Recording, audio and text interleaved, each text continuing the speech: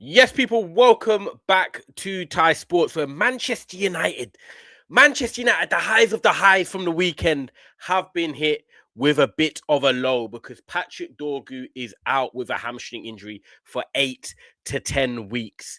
At the moment, we know players can recover quickly, but what we do know is that in the immediate effect for the month of February, Patrick Dorgu will definitely not be involved for the football club. And this comes after two dazzling performances at home to Manchester City and away at the Arsenal, where we got two big wins under Michael Carrick, and Dorgu played an instrumental part in that. First thing I'm going to do is, Dorgu, keep playing like this because you are making me apologize to you because I question whether you were good enough at Manchester United long term to be a starter as a wing back, obviously, when we're playing under Amrim. But since the change, you've gone into the left wing position. You scored 2 goals in the space of 2 weeks. You're working hard defensively, getting forward, ball carrying ability, making the right decisions in the final third, and two great goals. One to get beyond the Man City defender and finish that when a lot of players would not do that. And the second to lash it in and give Manchester United fans, probably, other than the Maguire goal at Anfield, our most celebratory moment. Arsenal, and of course, the Anfield. Obviously, Mbeumo was great last week as well. The eruption was amazing at Old Trafford. Incredible. But I think for away games, obviously, Maguire and this moment from Dorgu, of course, followed by Cunha. But fair play to Patrick Dorgu because he stepped up and he's relished playing in that left wing position, combining with Shaw defensively and attacking wise. And he's been someone that you could look at and say he's undroppable right now. You're not going to take him out of the side when we're playing Fulham. However, Manchester United are now going to be forced into a change because even though Dorgu has been in great form himself at 21 years of age, you're now looking at it and thinking, well, is it Cunha's time? Is it Mason Mount's time? Is it Ahmad or Mbeumo that are going to go on the left? We'll talk about it. But as you can see here, people, bad news for Manchester United Football Club. Patrick Dorgu is set to be out for around 10 weeks after scans reveal a hamstring injury. Exact time is still being assessed, but more significant issue than cramp as first hoped. Of course, people, if you didn't know, Michael Carrick came out thinking it was cramp at first, and obviously a lot of the fans, like us, myself included, were quite relaxed about the situation. But obviously, this coming out today that it's now from cramp to 8 to 10 weeks is a big, big, big difference. And I think it's going to be a bit of a hit for Manchester United in terms of, what do I say? I'm not going to say, obviously, we haven't got the attacking players that can come in and change it. Of course, we'll talk about that. But what I think it does is just impacts the shape a little bit because I think with Michael Carrick coming in alongside Woodgate and Steve Holland, we've looked defensively quite secure in the first two games. Manchester City came to Old Trafford and didn't create really anything clear cut. You go to the Emirates, a team that we know that Arsenal were top of the league, one of the best squads in Europe. But I told people they struggle from open play. And as we saw on the weekend, they struggled from open play to create. They scored from a set piece and then a deflected strike, which really was preventable. So when you look at it from a Manchester United standpoint, defensively, from what we had under Amrim, where we were conceding, chances or opportunities, even though might not look like that on the score sheet. Manchester United in the last two games with Maguire coming back in, Martinez, it looks a bit more solid. It looks like we've got some more leadership in there, some experience. Kobe and Casemiro, of course, in front of the back four. But I think what can go unnoticed is the shape as well. Can the midfield get back in? Can we be compact? Like you're seeing us in a 4-4-2 with Bruno and Mbeumo looking like two strikers, but we're just looking more compact. Dorgu and Ahmad filling in as a left midfielder and a right midfielder. And I think it's really helped Dalot and Luke Shaw. And I think that with Dorgu naturally being a fullback or wingback, should we say, he's got them instincts to be defensive.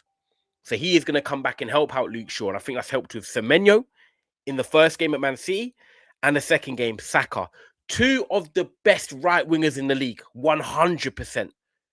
100% period, actually. So for us to defend against them so well, clean sheet against City, Arsenal obviously conceding two, but not from open play as such down that side, even though, yes, I get it, Saka was up against Shaw, but you know what I mean? It wasn't like a constant threat. They didn't create loads of chances. Now we're going to see Dorgu come out of that because that's going to affect the shape a little bit. So what happens now? Obviously, Dorgu comes out and you look at Manchester United's next fixtures. So the next fixtures are Fulham at home, Tottenham at home, West Ham away. Now, what I think of in them games is Dorgu and Shaw going to be needed on that left-hand side as much as it would have been against Arsenal City? The answer is no, because I don't fear them teams as much as I would fear an Arsenal and a Man City. So you're looking at Fulham, and the first thing you're thinking is Man United are coming off the back of 2 wins. You want us to be more front-footed. Don't forget to like this video and subscribe, by the way. Thank you. You want to be more front-footed. So having Dorgu out now means you need to make an offensive change. Tottenham at home, again, you wouldn't have Dorgu in there with Shaw because you're like, okay, we can take it to them. We can cause them problems.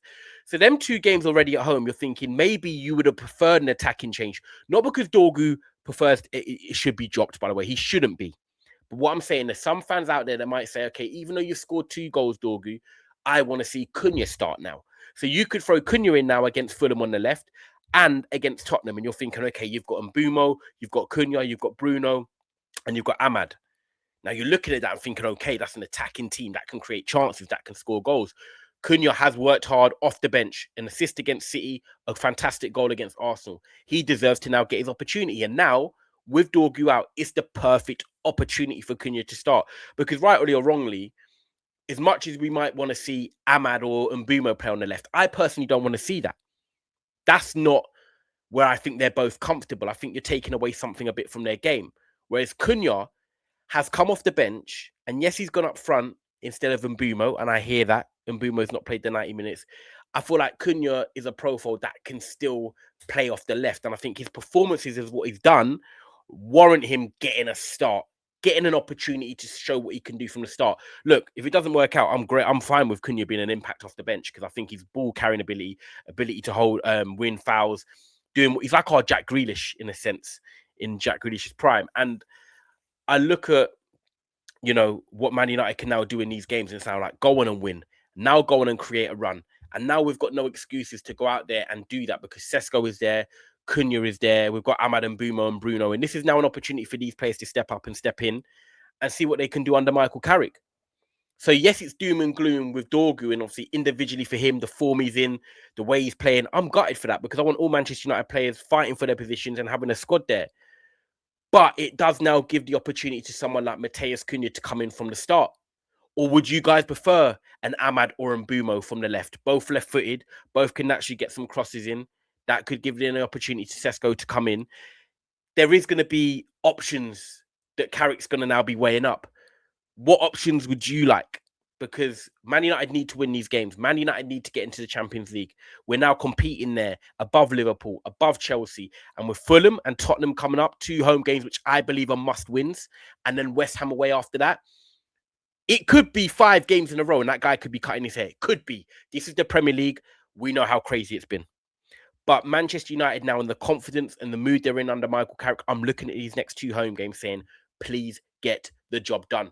I won't take it for granted, but we've got enough quality there now with the players back from AFCON as well to get these games over the line. But the Patrick Dorgu is obviously going to be a miss. 21 years of age, playing well at the moment, out for 8 to 10 weeks as confirmed by Laurie Whitwell. What changes do you want to see? I want to see what you guys think in the comments. Do you want Cunha to come in on the left?